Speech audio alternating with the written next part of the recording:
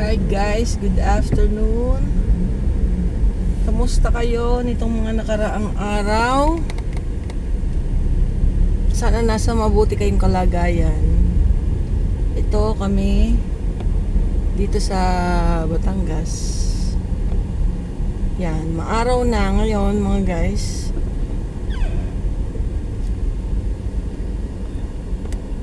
Tanggalin ko muna. Tayo magkwentuhan. Kasi guys, dito sa amin, ang lakas ng ulan. Lalo na nung isang araw. Tapos, nagbaha. Yung Fernando Urbase, nabutas siya. Natanggal yung yan, baha. Natanggal yung nabuwal yung bakod niya, guys. Kaya yung tubig na nanggagaling dun sa loob, syempre bumulubak.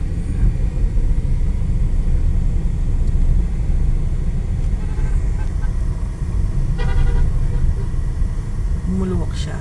Kaya yung mga nasa harapan ng mga bahay, yung pagkakabulwak parang bubong lang ang makita. Kaawa naman yung mga tao doon. Yung pa namang harapan pa naman ng airbase, pa na yung mga store, mga tindahan, mga kainan ng mga lomi ba. So, kung nabutas yun, grabe. Hanggang bewang guys, kaya yung mga traffic sobra. Yan. Maganda na ang araw dito guys, oh. Pero pag bugso-bugso ito, mamaya iba na naman, predictable nga ang weather. Diba? Tayo ay paunahin muna natin yung mga sasakyan na nasa likod guys. Kasi mabagal lang ako. Bala na sila mag-overtake. Sinsya na. Mabagal lang ang Inday. Excuse me. Kayo naman guys, kamusta na kayo? May mga nabaha dyan guys, ingat kayo ha. Lalo na sa mga yung ihi ng daga. Yan ang mga leptospirosis. Ingat guys. Sa amin naman doon sa Pampanga, yun, baha, lubog talaga. Kaawa naman yung aking mga pinsan doon. Kasi yung sa amin doon, sa Masantol, Pampanga, catch basin kasi yun eh. Kaya konting ulan lang, baha, tapos ang tagal pa bago humupa. Buwan inaabot guys. Kaya yung mga nasa taas na lugar, napakaswerte. Ilang taon na yan na ganyan na nangyayari. Lalo na nung tinaasan pa lalo ang daan, edi lalo na lumubog na, wala na siyang lalabasan. Kaya minsan yung mga doon, alam nyo guys, yung mga nicho, wala na, lumulutang lumulutang yung nicho. Ay, lubog na ang mga nicho, kaya pa talon-talon na lang yung mga taong doon. Nung nakaraan, namatay yung aking pinsan. Umuulan, grabe, buti na nakakuha sila guys, nung alam mo yung apartment style, sa taas naman siya. Nahihirap pa naman pagkagayon guys. Tapos yun doon sa amin sa Pasay. Alam mo guys, lumaki ba ako sa Pasay na maliit lang kasi bahay namin guys. Yung alam nyo yung nakatabi ka na pero para ka rin nakagitna. Kasi sa sobrang liit ng bahay nyo. Tapos ang gusto pa ng nanay ko, yung mga muebles malalaki. O edi wala na, tuhod to tuhod na. O di ba guys? Sarap magkwentuhan pag nandito sa sakyan guys. Is na yan. Pagtiisan nyo na ako guys. Yun, kwento ko nga pala. Yan doon sa akin sa amin sa Pasay City. Nung maliit kasi ko, pinabibili ako ni mama ng ng pagkain namin kasi nanay ko hikain. So pag nababad ang paa niya sa tubig, hinihika. Eh syempre naman, ayoko naman na ganun, bata pa ako. Eh ang sabi ng nanay ko, bumili ka muna ng pagkain namin. Gusto ko naman kasi swimming, bata swimming. Diyos ko po, makakasalubong mo yung daga. Ay, nakakatakot guys. Pero nung bata ka, wala kang takot So gusto ko nga yun diba? Pero hindi namin niinda yun dati. Ewan ko ba?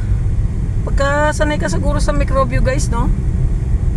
Para malakas na immune system mo noon Noon yun Pero ngayon hindi ko na alam ang hirap na. Matanda na Hindi naman sa matanda. Sabi, medya. Diba? Guys, ayan na. Init na guys. Diba?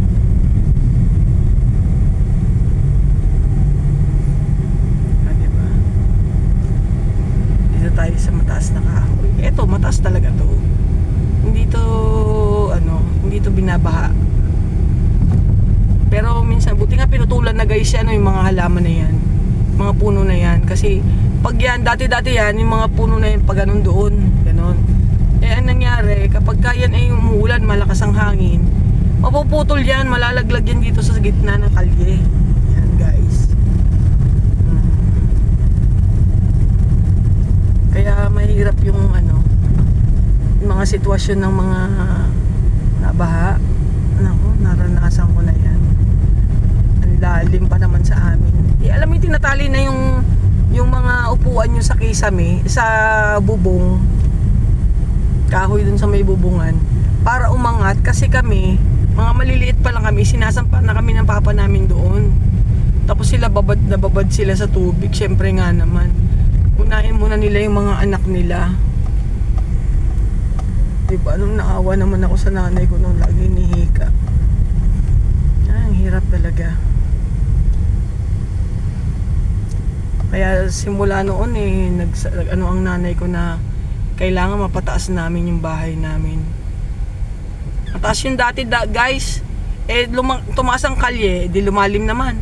Ang nangyari, hindi na siya naging mataas kasi bumaba na yung kisame sa kakataas ng pundasyon, gawa ng tumataas ang lupa sa kalye. Babahain din kami pagka hindi namin tinaasan. Diba? Kaya maganda talaga yung mga nasa taas na lugar Pag ikaw pala nagpatayo ka ng bahay, dapat pala taasan mo na yung mo, lote mo, yung lupa sa loob. Paahon ka. Diba? Pag hindi paahon pag nagtaas ang tubig ang mga semento, mga kalye ba? Kasi maglalagay na naman sila ng niyan, ng espalto, di tataas na naman. Ganun talaga. Ay, naku po, ang hirap guys. Ako ay patikar na naman din kasi maganda na naman ang araw.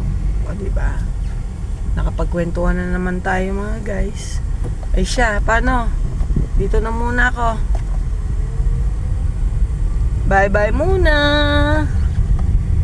Magdi-diversion muna si Inday. Bye guys.